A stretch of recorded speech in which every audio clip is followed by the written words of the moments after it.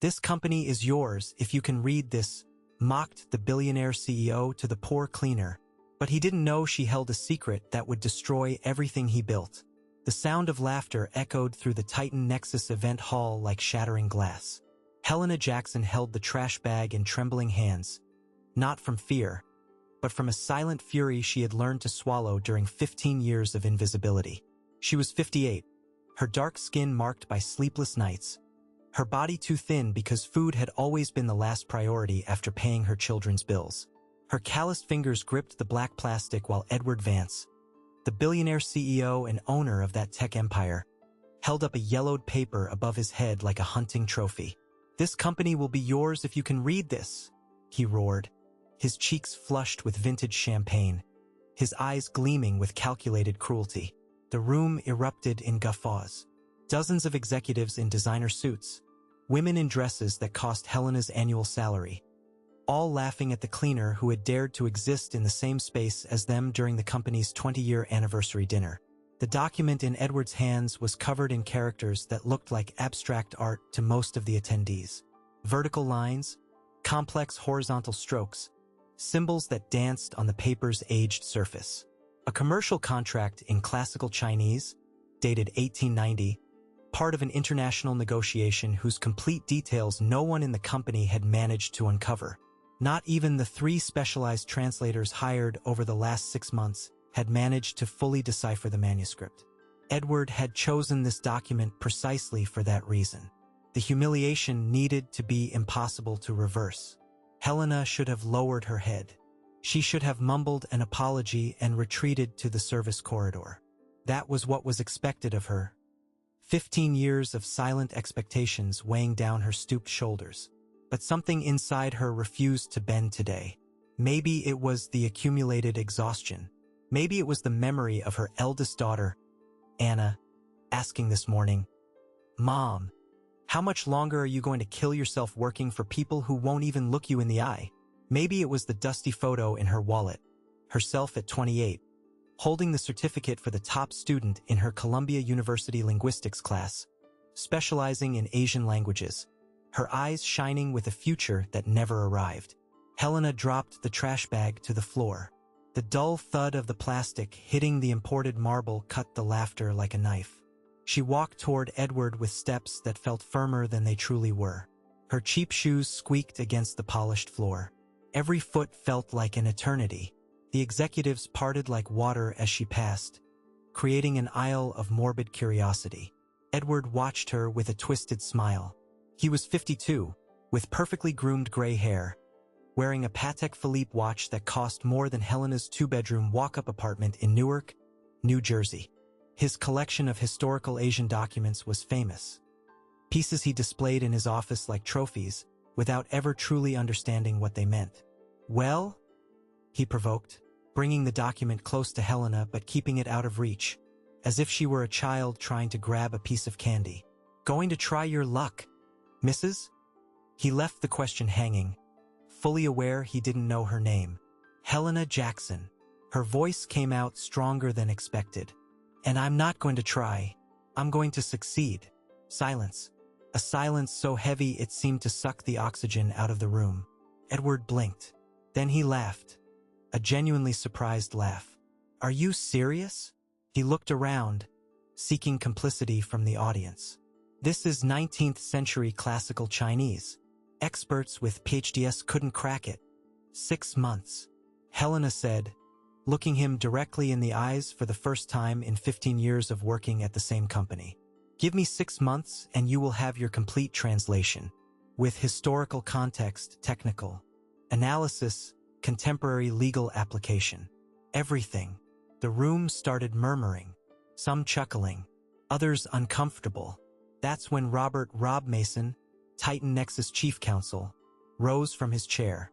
He was a meticulous man of 63, white hair, gold-rimmed glasses.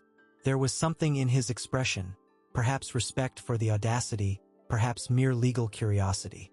"Mr. Vance," he said, his voice cutting through the murmuring. "If Ms. Jackson formally accepts the challenge, I suggest we document the agreement. For transparency." Edward spun to face him. "Rob, this is ridiculous."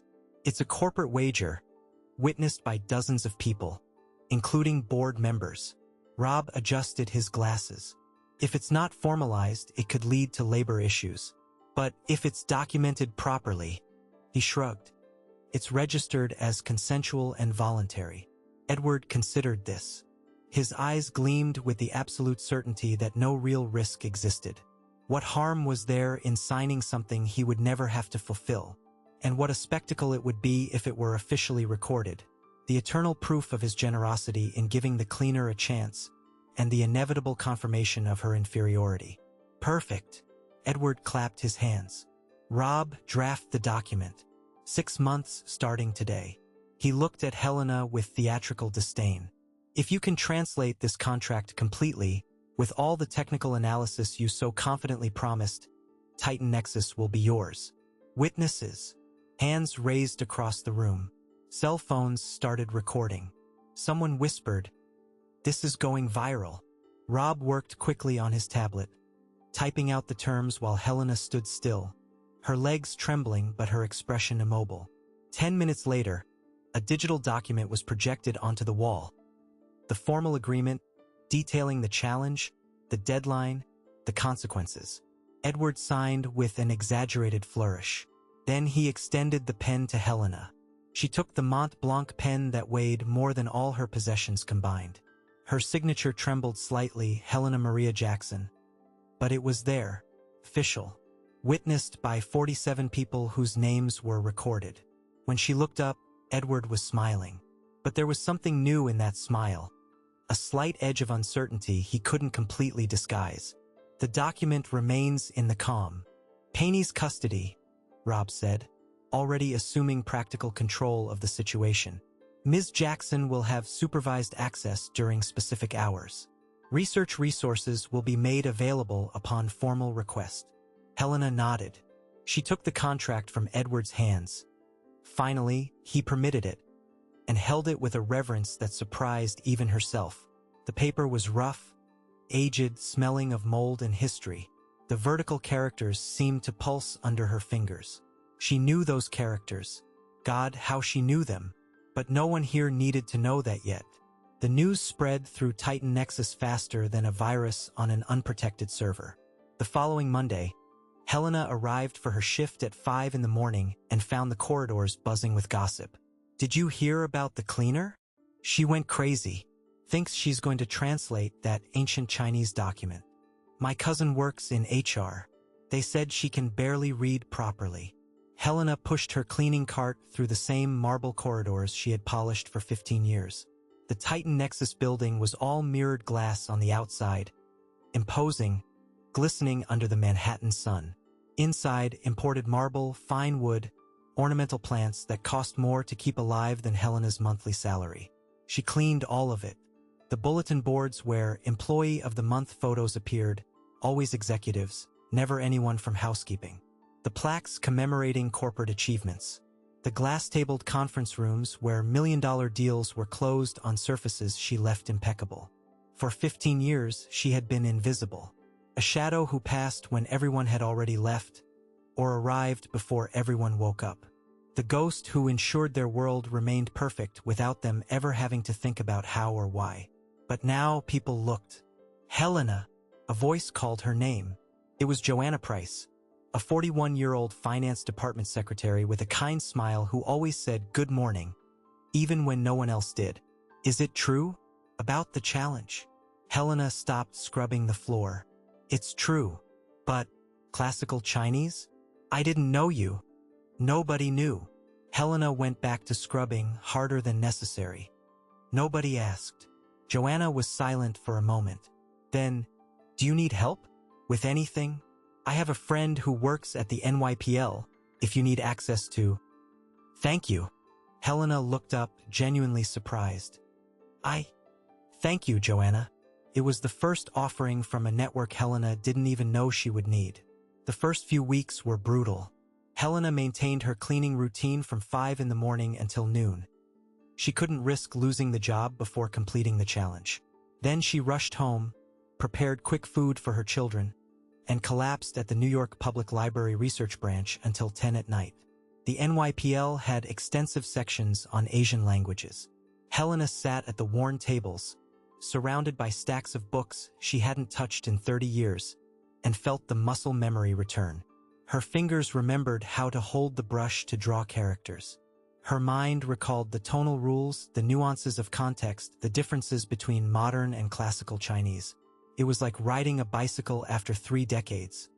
Wobbly at first, but never completely forgotten. She had been brilliant once, the top student in her Columbia class. Professors spoke of her as a future reference in Asian linguistics. Her doctoral work on semantic evolution in technical translations was nearly complete when Helena closed her eyes, feeling the familiar stab of pain. When Rick got sick, Rick Jackson, her husband, a mechanic who was 32 when the aggressive cancer was diagnosed. They had 3 small children, Anna at 6, Ben at 4, Izzy at just 2. The medical debts began to accumulate faster than she could catalog them. Experimental treatments, medications not covered by their high-deductible insurance, trips back and forth to specialized hospitals. The PhD was the first thing to go. Then the master's degree became just a certificate in a drawer. Then the dream of teaching. Then her identity as an intellectual. Rick survived 2 years after the diagnosis. Enough time to financially destroy the family. When he died, Helena was 35, 3 hungry children, and the equivalent of 4 years' salary in debt. Titan Nexus was hiring cleaners. She swallowed her pride and accepted. 23 years later, here she was. Mom, what is this? Anna, now a 29-year-old teacher, was holding one of Helena's old notebooks. She had stopped by to visit and found the apartment transformed into a makeshift library. Helena came out of the kitchen, still wearing cleaning gloves. Old notes. From college. Anna flipped through the yellowed pages, her eyes widening. Mom, this is in Chinese, and Japanese, and Korean.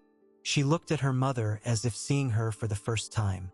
You speak all of this? I did. Helena took off the gloves. It was a long time ago. Why did you never tell us? The question hung in the air like smoke. Helena sat down heavily in the kitchen chair, suddenly exhausted in ways that had nothing to do with physical labor. Anna, women like me aren't entitled to the past. Only to the present we're given. She looked out the small window of their 2-bedroom apartment in Newark, the same apartment where she had raised 3 children on a cleaner's wage. I could choose between being the mother who fed you or the frustrated intellectual who let you starve while she finished a PhD that didn't pay the bills. There was no real choice. But now it's different. Helena took the notebook from her daughter's hands. Now you are grown. Now I can try to recover something of who I was, even if it's only for 6 months. Anna hugged her mother. You're going to do it, she whispered. I know you are. Helena wasn't so sure, but at least now she had allies. In the 2nd month, Helena made her first formal request. Access to Titan Nexus historical archives to contextualize the document. The request landed on the desk of Marcus Reed, the HR manager, a 44-year-old man with ambitions disproportionate to his talent. He saw the request as an opportunity. How dare she ask for access to the archives? He marched into Edward's office. Sir, this could give her access to sensitive information. Edward was reclining in his leather chair, admiring an 8th century Tang Dynasty vase on his shelf, part of his multi-million-dollar collection of Asian artifacts he couldn't read. Marcus, relax. Approve the access. But with restrictions. Edward smiled. She can only access it after hours. Alone. With no right to make copies or photograph. I want a record of everything she consults. He spun in his chair. Let her look. The more involved she gets, the more spectacular the fall will be. What Edward didn't expect was that Helena knew exactly what to look for. On her first night in the archives, she arrived at 10 o'clock with a list of cross-references. The archive room was in the sub-basement, cold, smelling of old paper and dehumidifier. Boxes stacked high with decades of corporate documentation. Helena worked methodically. She sought international correspondence from the 1990s, when Titan Nexus was just a startup trying to negotiate software translation rights with Asian companies. She found mentions of the original document, the same 1890 contract she now had to translate, but there were inconsistencies, references to 3 additional pages that appeared in a 1994 memo but disappeared from all subsequent records. Mentions of a Chun family who held historical rights over literary translations, rights that were supposedly acquired by Titan Nexus during a merger. Helena mentally photographed every detail. She knew she couldn't make physical copies, but no one had said anything about memory. At 3 in the morning, she left the archives with more questions than answers. But a pattern was emerging, a pattern of something deliberately concealed. The sabotage started subtly. Helena's schedule was altered. Double shifts without notice. Mandatory weekends. Always with bureaucratic excuses. Cleaning emergency. Last-minute corporate event. Staff shortage. Marcus Reed personally orchestrated every change. Helena has been unstable, he commented in HR meetings. Sometimes I see her mumbling to herself, wandering the halls after hours, possibly stealing office supplies. None of this was true, but truth mattered less than narrative. Reference documents Helena had requested from the library disappeared before they arrived. Her access to the archives was temporarily suspended due to renovations. The renovations never began, but the suspension remained. She arrived home at 2 in the morning, collapsed into bed for 3 hours, and woke up at 5 for another shift. Her children began to worry. "Mom, this isn't worth it," Ben said. He was 27 now, working in IT, constantly concerned about his mother's health. "He's never going to honor the agreement. Men like him don't lose." "I know." Helena sat at the kitchen table, surrounded by papers, her eyes red from exhaustion. "But I'm not doing this just for the agreement." "Then why?" "Because for the first time in 23 years, I remember who I was before I became invisible." She looked at her son. "And maybe, just maybe, I can use that to change something bigger than just my life." Ben didn't fully understand, but he started bringing his mother breakfast before she left. Small gestures of support when words failed. The first weeks after the challenge clip went viral on social media changed everything. If you are enjoying this story of courage and justice, subscribe to the channel now. Hit that notification bell so you don't miss any moment of this exciting journey. And leave a like so more people can hear this story. Comment "Go Helena" if you believe she will succeed. The breakthrough came from where Helena least expected it. An elderly woman appeared at the Titan Nexus reception desk on a rainy April afternoon, asking to speak with the cleaner from the challenge. Her name was Beatrice B. Allen, 72, a former executive secretary at the company during its first 10 years of existence. Now retired and living in suburban New Jersey, she brought a grocery bag full of aged papers. "I remember the document," she said when she finally managed to meet Helena at a nearby cafe. Her hands trembled as she held her teacup. "I was present at the 1992 meetings when a copy was examined. There were 3 additional pages. I saw them. I took notes." Helena leaned forward. "What happened to them?" "They disappeared after Mr. Vance took full control of the company in 1996. There was an archival reorganization. A lot of things were filtered." Beatrice pushed the bag across the table. "I kept copies of my notes. I knew one day they might be important. I thought it would be for a legal case. I never imagined it would be for this." Helena opened the bag with trembling hands.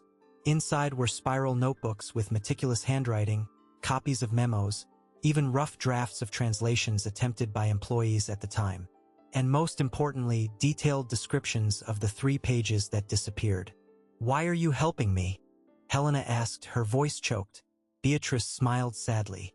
"Because I was invisible once too. 43 years as a secretary, never promoted beyond senior executive, while I watched less qualified men climb the ranks.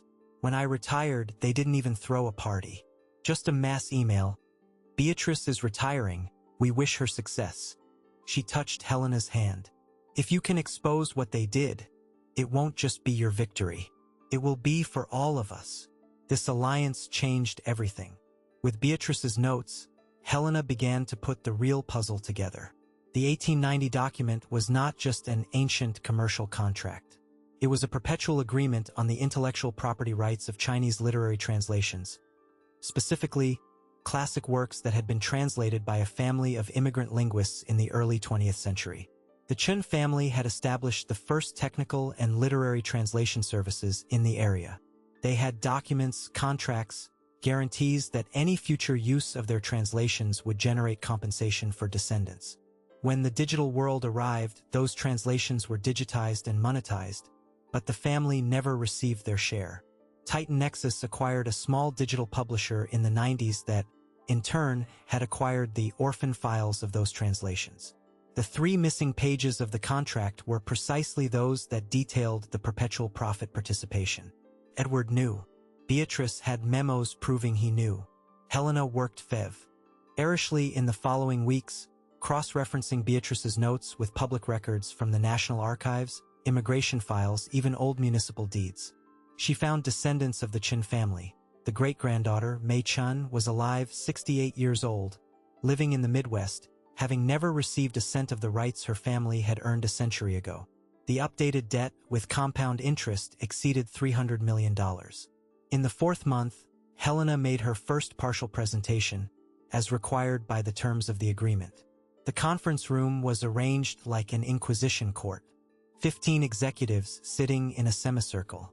Edward in the center, reclining in his president's chair, a smug smile already formed. Marcus Reed was right behind him, tablet in hand, ready to note every error. Rob Mason, the chief counsel, was in the corner with a neutral expression. But Helena caught something in his eyes, genuine curiosity. Helena walked in still wearing her cleaning uniform. Not for lack of option, she could have changed, but by deliberate choice. She wanted them to remember who she was to them while she showed them who she really was. "Gentlemen," she began, her voice steady. The document in question is a commercial contract drafted in classical Chinese, specifically the Beijing dialect, during the late Qing dynasty. The calligraphy indicates a professional scribe, likely from the Jiangsu region, based on the specific style of the horizontal strokes. Absolute silence. Edward stopped reclining. Helena continued, now alternating between English and Mandarin with a fluency that literally made 3 people open their mouths. She didn't just read excerpts. She explained the historical context of each clause, the linguistic nuances that changed over a century, the embedded cultural references that no modern translator would capture without deep knowledge of Chinese history. Section 3, for example, she said, pointing to a specific line, uses the term tianxia, literally under heaven, which has the Confucian philosophical connotation of universal order. In the commercial context of the time, this meant she spoke for 42 minutes uninterrupted. No stumble, no hesitation. When she finished, the silence in the room seemed to have physical substance. Edward recovered first. He clapped slowly, sarcasm dripping from every movement. Impressive show. Anyone can memorize a few phrases and historical contexts from the internet. Then would you like me to read extemporaneously? Helena replied calmly. Choose any section. I will translate it now. The challenge hung in the air. Edward hesitated, the first time Helena had seen him waver, but it was too late to back down without looking cowardly. Page 4. Second paragraph. Helena read, translated, explained. Then she did the same with 3 other passages he chose increasingly randomly, increasingly desperately. When she finished the last translation, Marcus Reed was pale. 2 executives were whispering to each other. Rob Mason was taking notes with an indecipherable expression. Adequate, Edward finally said. His voice controlled but his hands clenched. But I still want the complete technical analysis, the contemporary legal application, the judicial precedents. This isn't just translation, Ms. Jackson. You promised a full analysis. And that is what you will have, Helena replied. In 2 months.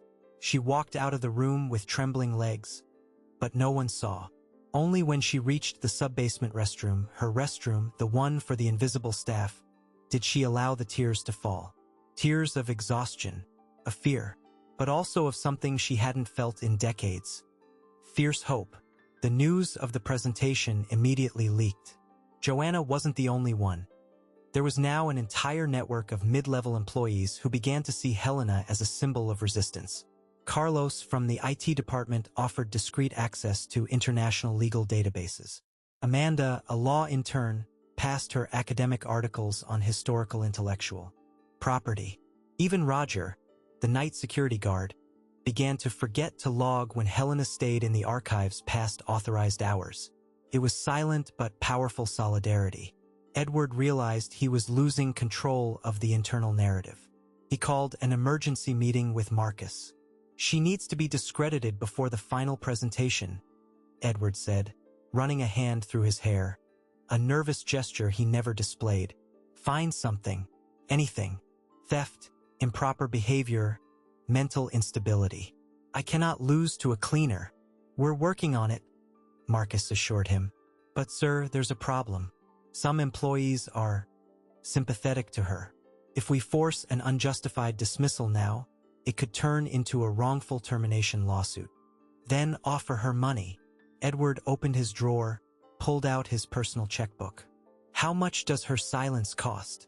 That's how, at the beginning of the 5th month, Helena received a summons for a private meeting in Edward's office. The space was intimidating by design. Floor-to-ceiling windows with a view of Manhattan. Tang and Ming vases on the shelves. A 10-foot rosewood desk. Frames with corporate award certificates covering an entire wall. Edward was standing near the window, his back to her, when Helena entered. $50,000, he said without turning. "That's what I'm offering. A fortune for someone like you." Helena stood by the entrance. "In exchange for what?" "For forgetting this madness." Now he turned, and there was something genuine in his expression. Not regret, but something close to reluctant respect. "You proved your point, Helena. You're smarter than we all thought. That's already a victory. Take this money, retire early, enjoy what's left of your life without killing yourself working." "And the agreement?" "It was a joke." Edward slammed his hand on the desk.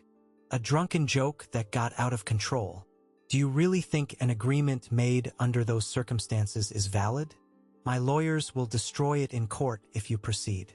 "But you're afraid," Helena said softly. "If you were sure your lawyers would win, you wouldn't be offering a payoff." Edward's face turned red. "It's not a payoff. It's compensation for me finding the 3 missing pages?" Helena interrupted. "For me finding the Chun family? For me knowing about the 1996 memo WHE. Ryu personally ordered those pages to be removed from the official archives." Silence. A silence so deep Helena could hear her own heartbeat. "How?" Edward whispered. "You built an empire on theft, Mr. Vance. And not just financial theft. Theft of history, of rights, of an entire family's dignity." Helena took a step forward. "I don't want your money. I want justice. No one will believe a cleaner over me. We'll see." Helena walked out, leaving Edward alone in his temple of fraudulent accomplishments. For the first time in decades, the billionaire CEO felt genuine fear. It was during this last week that Helena made a discovery that would change everything. She was revisiting her own old academic documents, Columbia records she managed to access through Anna, who had a professor's login. She was looking for references she had made in her master's thesis on historical commercial contracts when she saw it. A name on a list of MBA students from the same period. Edward Vance. Business Administration, class of 1993. They had studied at the same university at the same time. Helena was a linguistics student working 3 jobs to pay her tuition. Edward was an executive's son, imported car, apartment on the Upper East Side. They had never interacted. He was the type who didn't notice scholarship students. But there was something more. Helena accessed the library's disciplinary records. She had access because she had worked as a student cataloger from 1991 to 1993. The disciplinary files were part of her job. And there it was, a formal accusation of plagiarism against Edward Vance on his MBA thesis. The accusation had been filed by an assistant professor, documented with clear evidence of literal copying of international articles without citation. The process never moved forward. Resolved via private settlement, read the final stamp. No details, only the date, June 1994, and a dean's signature. Edward had bought his diploma. Helena made copies of everything. Public university records were accessible to any citizen. Nothing illegal, just well-documented truth. Now she had real ammunition. The last week before the deadline was a 20-hour-a-day marathon. Helena abandoned even the pretense of sleeping adequately. Coffee and adrenaline kept her going. Anna temporarily moved into her mother's apartment, taking over all domestic chores. Ben paid for a month of fake medical leave so Helena could focus. Izzy, the youngest, now 25 and working in digital marketing, started documenting everything on video. In case we want to sue later for labor abuse, she explained, but there was pride shining in her eyes. Helena finalized the dossier at 4 in the morning on the day of the presentation. 200 pages. Complete translation of the original document from classical Chinese to contemporary legal English. Detailed historical context for each clause. Analysis of legal application using international intellectual property law precedents. Complete genealogy of the Chun family with documentation from municipal records. Reconstruction of the 3 lost pages through cross-referencing independent sources. And, devastatingly, evidence of deliberate suppression. The 1996 memo, internal emails, logged conversations. All showing that Edward knew exactly what was on the missing pages and chose to conceal them. She arrived at the presentation 30 minutes late because she simply collapsed from exhaustion in the shower and needed Anna to wake her up. She was still wearing her cleaning uniform. She didn't have time to change. The main conference room was packed. Not just executives now. Board members, external lawyers, and, to Edward's horror, 3 business journalists whom Marcus had naively invited in anticipation of documenting Helena's humiliation. Edward was sitting at the head of the table with an overly confident expression. Marcus to his right. Rob Mason to his left with a carefully neutral expression. Helena walked in carrying a cardboard box. Her hands trembled, but her voice was steady when she placed the box on the table with a dull thud that cut through all conversations. "Ladies and gentlemen," she began. "As agreed 6 months ago, here is the complete translation." She opened the box. A hardbound dossier, professional printing that cost half her salary, appendices organized with colored tabs. And then she began. "If you are thrilled by this turn of events, don't leave now. Hit that like button. Share with anyone who needs to hear this story, and comment justice. If you believe Helena deserves to win, the best is yet to come." Helena read in classical Chinese first, her pronunciation so flawless that the few attendees who knew the language blinked in surprise. She read the first 3 pages of the document, contracts for literary translation rights established by the Chen family in 1890, guaranteeing perpetual profit sharing from any future commercial use. Then she translated it into English, explaining every technical term, every cultural nuance. The term Zishan literally discussion of 10,000 generations, establishes that the rights are perpetual, passing through infinite descent. In the legal context of 1890, this means that any direct heir maintains legitimacy of claim, regardless of how much time has passed. Edward tried to interrupt. "This is irrelevant. The document is incomplete. Everyone knows that." "It is no longer incomplete," Helena replied calmly. She turned to Section B of the dossier. "Through records from the National Archives, New York Municipal Files, and Titan Nexus' own documentation prior to 1996, I managed to reconstruct the 3 pages that mysteriously disappeared from the official records." Marcus went white. Edward stood up. "You have no authority to access public records," Rob Mason interrupted, flipping through the dossier that Helena had conveniently placed in front of him. "The National Archives are open to the public. Municipal files are accessible upon formal request. Nothing here is illegal." Helena continued, now showing the reconstructed pages. They specifically detailed rights to translations of 15 classic Chinese works that had been digitized and sold by Titan Nexus through its digital book subsidiary since 1997.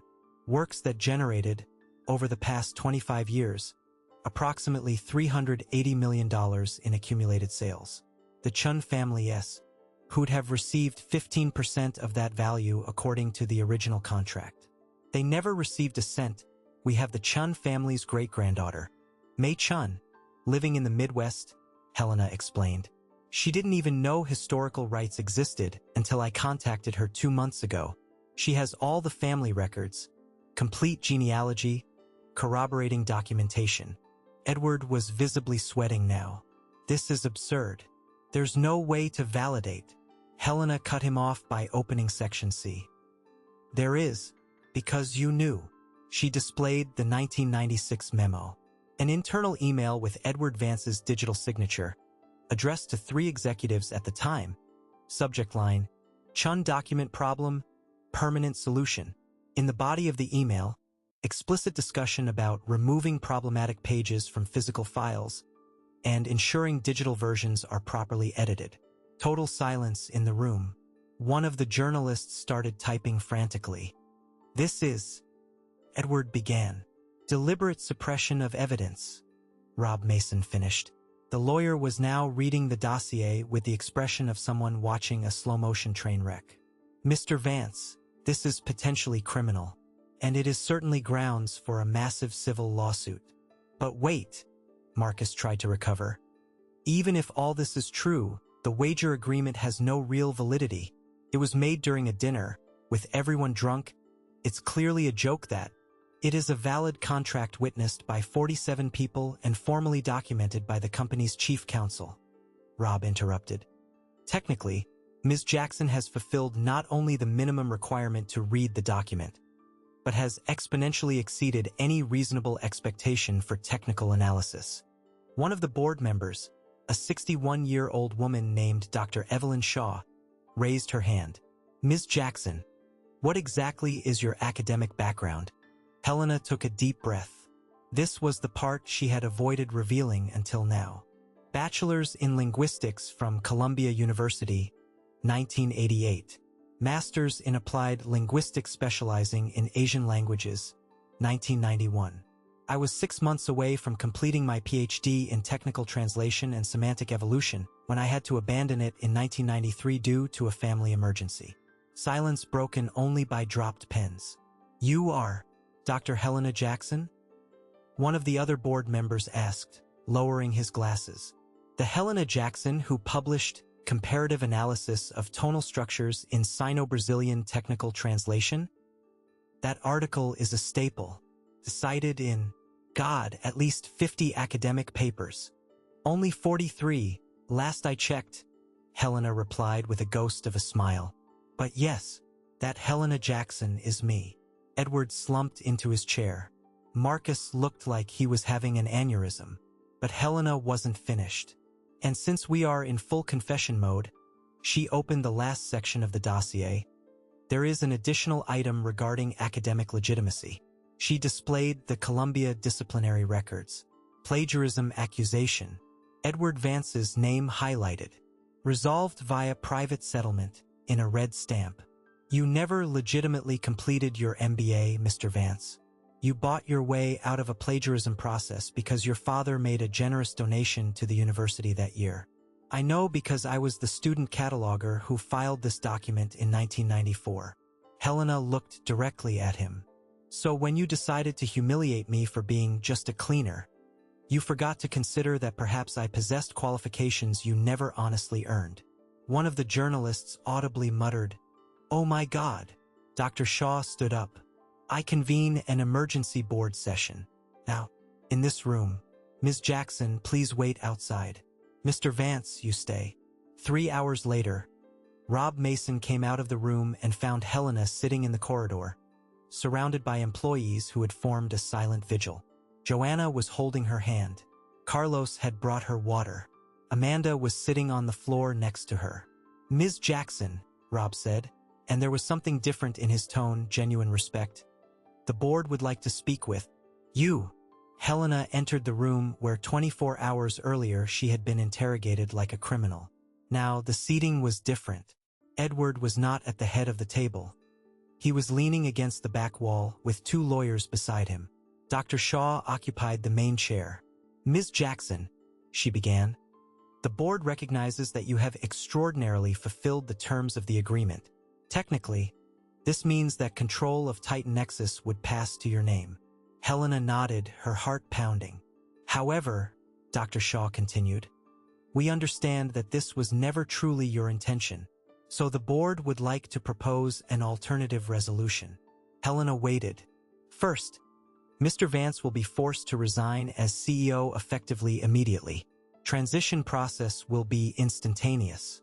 Second, Titan Nexus will establish a restitution fund for Ms. Mei Chun and any other heirs of the Chin family. An initial amount of $57 million plus 15% participation in future profits from specific digital works. Third, a complete forensic investigation into all company acquisitions and mergers over the past 30 years, seeking other possible appropriations. Helena closed her eyes for a moment, feeling tears threaten. Fourth, Dr. Shaw continued, you will be offered a position as senior consultant for international relations and corporate ethics, with a salary of $150,000 annually, flexible hours, and resources to complete your PhD if you wish. Fifth, Titan Nexus will establish a scholarship program for employees at any level who had to abandon academic training due to financial necessity. We will call it the Helena Jackson Program. The tears fell now, silent but uncontrollable. Sixth and finally, a complete review of hiring and promotion policies to eliminate invisible structural discrimination. This project will be led by you. Dr. Shaw stood up. Do you accept? Helena looked at Edward. He was staring at the floor, all arrogance drained, just an average man facing consequences for the first time in his life. I accept, Helena said, with one additional condition, which is, I retain the job of cleaner 2 hours a week, one Friday morning, to never forget where I came from, and to remind everyone in this building that dignity was never in the job title, but in the person who holds it. Dr. Shaw smiled, a genuine, warm smile. Granted. 6 months later, Helena Jackson walked through the main doors of Titan Nexus at 9 in the morning on a Friday. She wore a discreet but well-tailored suit, her hair pulled back in a professional bun, carrying a leather briefcase that Ben had given her as a gift. The building was the same, mirrored glass, marble, ornamental plants, but something fundamental had changed. Good morning, Dr. Jackson. The security guard at the entrance greeted her with genuine respect. Good morning, Jorge. How is your daughter? She started college last month. Full scholarship from the Helena Jackson program. She went up to the 10th floor where her new office was located. It wasn't the largest. She had refused the presidential suite, preferring a modest space with a window. But it was hers. On the desk, stacks of processes for reviewing historical contracts. The Chun family story had spread, and other families began to emerge from the shadows, seeking restitution for similar appropriations. Helena coordinated everything, using her linguistic skills to unravel decades of problematic documents. At 10 a.m., she had a meeting with Mei Chun, who had moved closer to participate actively in the restitution. They became close friends, two women of similar age, both invisibilized by a system that never intended to acknowledge them, now rewriting that system together. At 2 p.m., Helena had a class at Columbia. She hadn't gone back to finish her PhD. Instead, the university had invited her to teach a special course, Linguistics, Power, and Social Justice. The first class started with her own story. Half the students were crying by the end. But at 4 p.m., faithfully every Friday, Helena swapped her suit for the cleaning uniform. She took a cleaning cart, the same one she had used for 15 years, and cleaned the corridors of the 10th floor. Employees were initially uncomfortable, but she explained, it wasn't punishment, it was a reminder, for her and for everyone. Joanna always showed up to keep her company. Carlos sometimes helped. Amanda brought coffee. It was no longer solitary work, it was a community ritual. Edward Vance was never seen at Titan Nexus after his resignation. He tried to rebuild a career in consulting, but his reputation was destroyed. The plagiarism scandal became national news. Civil lawsuits from the Chen family and others drastically reduced his fortune. He wasn't poor, men like him rarely become poor, but he was humiliated, invisibilized, irrelevant. Helena saw him once, 6 months after everything, in a corporate hallway during a conference where she was lecturing, and he was trying to network. Their eyes met. He opened his mouth as if to speak, but Helena merely nodded politely and continued on her way. There was no triumph in her gesture. There was no resentment, just mutual recognition of imperfect humanity. Her justice was never to destroy him personally. It was to expose and correct the system that allowed cruelty to flourish without consequences. Today, 2 years after the initial challenge, Titan Nexus is nationally recognized not just for technology, but for ethics. The Helena Jackson Scholarship Program has sent 127 employees back to university. Restitutions have been made to 8 different families whose historical rights were suppressed. Promotion policies have been completely restructured. And Helena? She divides her time between well-paid international consulting, packed university lectures, advocacy for invisibilized workers, and yes, those 2 sacred hours on Friday cleaning corridors, reminding everyone that real change begins when we recognize dignity in places where we systematically deny it. Her children finally understand the scars she carried, not of defeat, but of conscious sacrifices made with unbreakable dignity. Anna wrote a book about her mother's story. Ben developed a free language learning app in her honor. Izzy documented everything in a video series that went globally viral, inspiring millions. Helena Jackson's true legacy was not the company. She could have won, but the precedent she set. Knowledge and human value exist in the most unlikely places, waiting only for recognition. And when that recognition finally arrives, not through charity but through justice, entire systems can be transformed. On a recent morning, a new cleaner was hired by Titan Nexus. A young woman, 24, from Bolivia, with a thick accent and frightened eyes. On her second day, she was cleaning the 10th floor when Helena passed by. "What is your name?" Helena asked in perfect Spanish. "Camila," the young woman answered, surprised. "Did you study, Camila, before coming here?" Immediate tears. Yes, engineering. 2 years. But my family needed me and I." Helena took her hand. "Engineering? We have an opening in server infrastructure design. Interested? But I'm just a clean. I can't." "You can do everything you set your mind to," Helena said firmly. "I know. I did. That's how it started again. Another cycle. Another invisible person being seen. Another injustice being corrected. One at a time. One corridor at a time. One system at a time. Because that is the true lesson of Helena Jackson's story. Justice is not a singular event. It is a perpetual commitment to see dignity where society taught us to look past it. It is the courage to use any power gained to open doors instead of closing them behind us. It is the recognition that our complete humanity is only realized when we defend the complete humanity of everyone. And this story of a cleaner who toppled an empire because no one cared to ask who she really was continues to echo in every person who decides that invisibility is not destiny, but a collective choice that can be undone by an individual refusal to participate. The company was never the real prize. The transformation was. And you? How many times in your life have you passed someone by and not asked, "Who are you really?" How many Helenas are around you? Carrying deep knowledge, complex histories, unrecognized potential, just waiting for someone to truly look. This story is based on real events of real people who transformed entire systems through nothing but competence, persistence, and a refusal to remain invisible. If you were touched by this narrative of justice and redemption, subscribe to the channel now for more stories that will. Restore your faith in humanity. Hit the notification bell to never miss when we post the next exciting journey.